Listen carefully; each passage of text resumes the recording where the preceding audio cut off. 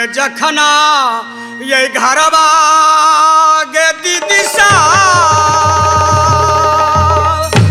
आगर हया ये मैहर में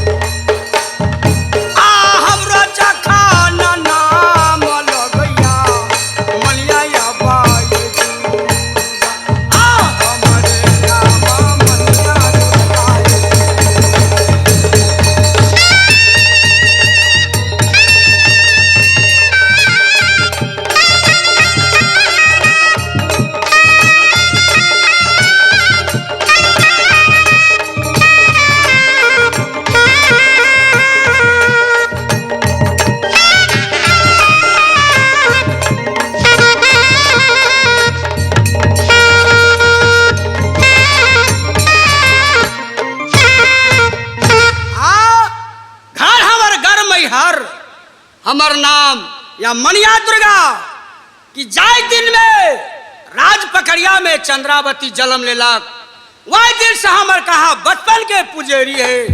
जब हमरा याद करे चंद्रा जाकर ओकरा से मुलाकात करे छी इस समय में जाकर चंद्रा कि माँ दुर्गा दर्शन हमरा दा। ठीक है इस समय में कहा जा रहा छी राज पकड़िया में चंद्रा के भवन में अब धायन या बरहिया ये दुर्गा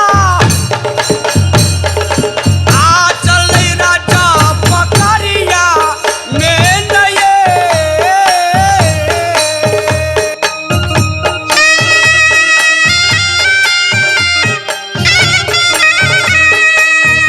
आ धन या बाय रस्ता ये दुर्गा चल राजा पकड़िया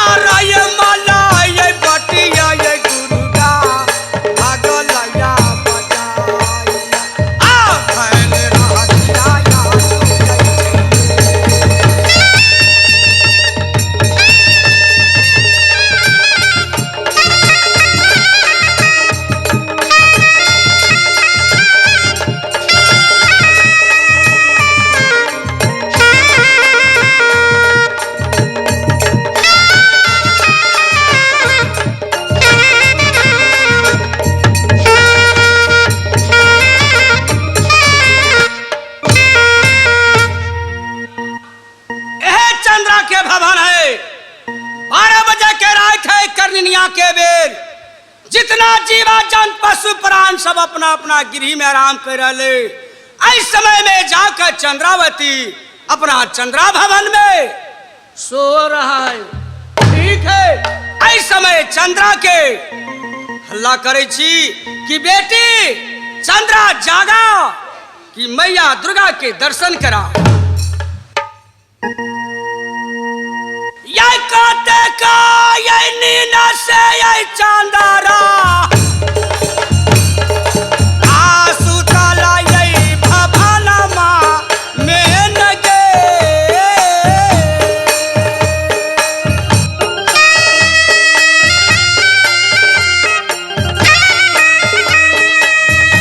आ काटे का या बनी न से गे चांदारा सुतले ये भवनमा में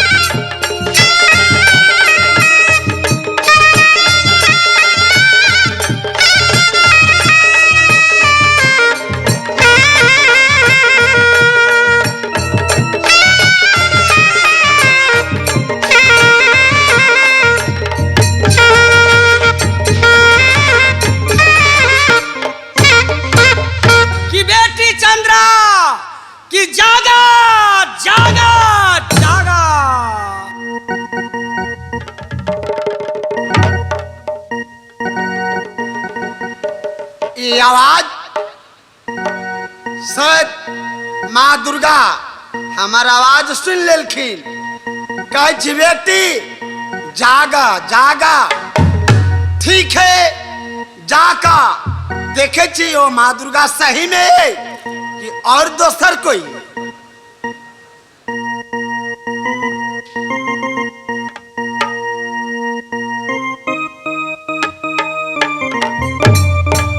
कल्याण हो बेटी कल्याण हो, जुग जुग जा बेटी करो मेरे लाख बरिस। जैसे नीर बहे गंगा की तैसे उम्र बढ़े तुहार बेटी चंद्रा। इस समय में 12 बजे के रात है करनिया के बेर है बेटी। जितना जीवा जंत पशु प्राण सब अपना अपना गिरी में आराम के रहले। इस समय में तोरा कौन गाबर गार विपत कर गेलो बेटी कि हमरा तो याद कैला। चल सही बतावा बेटी। हे माँ दुर्गा, हाँ अपने के ऐलेल हम अपना महल में बोलैली माता। कैला है बेटी कि अपने के हम 12 बरस से बचपन से राज पकड़िया में पूजा करी छी। हाँ हाँ बेटी। 42 से सियान भ गेली है माता। हमरा से छोट छोट सब सासुर बसे भर पाजा के गोदी में लड़का खिलावी और अभी तक हम ए राज पकड़िया में बाली कुमारी छी है माता। कि हमरा जो ए दुनिया संसार में कहीं दुल्हा खोज के रखने चिकने है माता। हे बेटी अभी तो जे शादी शादी कहे छा कि हे माँ दुर्गा कि हमरा लेल तो दुल्हा खोज कर रखने छा कि नहीं कि देखा बेटी अभी तो शादी कर लायक नहीं छा बेटी। अभी कुछ पढ़ा लिखा और होशियार हुआ बुद्धियार हुआ। ए माँ अब हम कतेक दिन स्कूल में पढ़ू, पढ़ते पढ़ते हम तब जवान भ गेली है माता। अब कतेक दिन पढ़ू, अब जवानी मुझसे बर्दाश्त नहीं होती है माँ। हाँ बेटी औतला से नहीं हो तो कि देखा कुछ दिन और धैर्य ज्वाइन करा बेटी जरूर शादी तोर हो तो। हे माँ दुर्गा अपने कहे छे कुछ दिन और धैर्य धरा। हाँ हाँ बेटी। हे माँ दुर्गा आए हम दोसर देवी देवता के पूजा करने रहते तो कब के हमरा शादी भ गेल लेते है माता। हे माँ हाँ बेटी। तोहरा के ये पूजने गई मैया जी कोनो फाला नहीं मिला।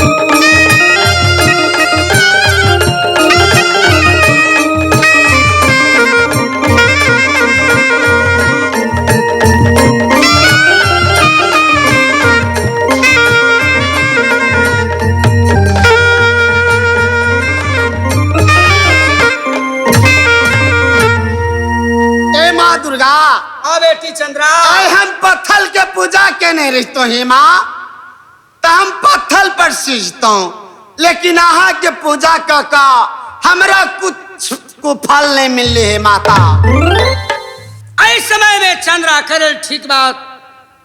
यदि इस समय में चंद्रा के हम शादी की इलाका नहीं लगवे छी तो देवा देवी के कोनो मोल मर्यादा रह जाए। कि दुनिया में सब पूजा उठा दे कि देवा देवी में शक्ति ना है। खैर ठीक है बेटी चंद्रा।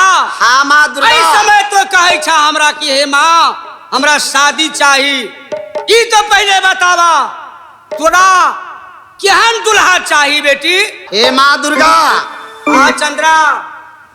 हमरा श्री सतवर्ता दुल्हा चाहिए, दोसर तेसर कोई नहीं चाहिए। बेटी खैर ठीक है इस समय तो श्री सतवर्ता दुल्हा मंगला।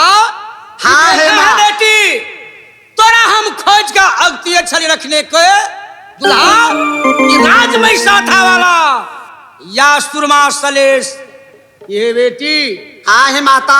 दुल्हा तोरा चाहिए। हाँ है माँ। ठीक है बेटी इस समय में तो देखा कि कैसा है माँ हमरा श्री सतवर्ता दुल्हा चाहिए वरना कभी बेटी दर्शन नहीं देतो।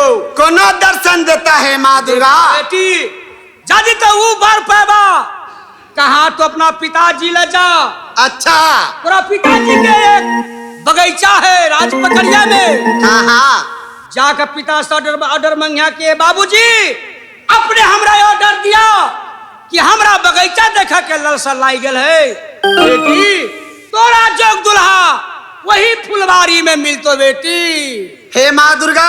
हाँ बेटी। तो फिर हम कोना पहचान करब कि वही हमर स्वामी जी रहा कि देखा बेटी वही फुलवारी में दोसर तेसर कोई नहीं रहा। जब रहा तो वह स्त्री अमरपति सुरमा सलेश। अच्छा दोसर कोई नहीं रहती है बेटी। ठीक है माँ। इस समय में जा तो अपना पिताजी ला। ठीक है माता। बड़ा बड़ा यही गुनमा यही मैया जी।